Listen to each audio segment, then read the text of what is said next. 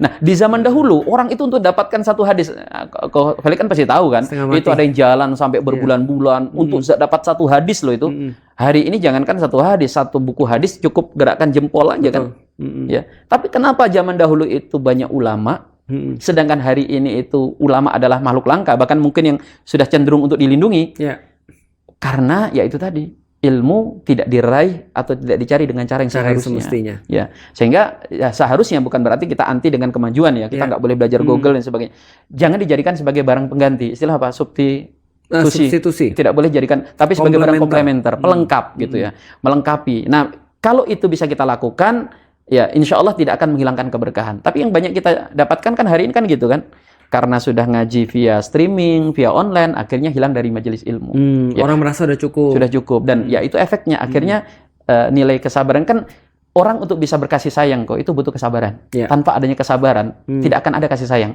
Kenapa antum bisa menyayangi pasangan, menyayangi anak gitu kan? Karena ya kita sebagai orang tua berlatih kesabaran, dabar atas berbagai macam perilaku orang-orang kita cintai.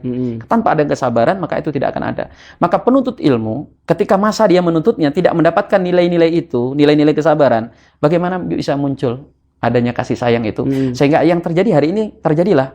Orang kadang bukan hanya yang awam yang disebut ustadz, itu kalimat-kalimatnya kalimat yang sangat tidak memuliakan sama muslim. Nggak ada kasih sayang. Nggak ada kasih sayang sama sekali. Semangatnya menjatuhkan.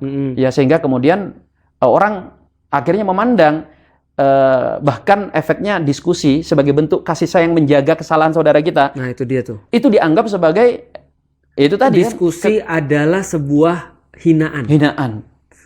Karena apa? Karena dianggap bahwa kalau kita itu ketika kontra dengan orang lain, mengkoreksi orang lain adalah bentuk menjatuhkan. Kan kita butuh bahkan untuk membuli. Sehingga ketika upaya menghidupkan tradisi diskusi, kayak saya sempat ngajak teman-teman yang kan kita lihat nih saudara kita salah. Salah data. Masa mau kita biarkan dia? Harus kita luruskan. Tapi dianggap apa? Dianggap ngajak ribut lah dan sebagainya. Bayangkan rusaknya tatanan ilmu hari ini hanya gara-gara yaitu tadi tidak adanya kasih sayang. Tidak adanya kasih sayang. Seandainya kasih sayang sama umat Islam ini tumbuh, rahmat itu tumbuh, ya tidak akan mungkin. Semuanya akan dimaknai, kritik itu akan dimaknai sebagai bentuk kasih sayang. Makanya kita lihat kok bahwa dunia Islam itu kan dunia yang sangat ilmiah kan.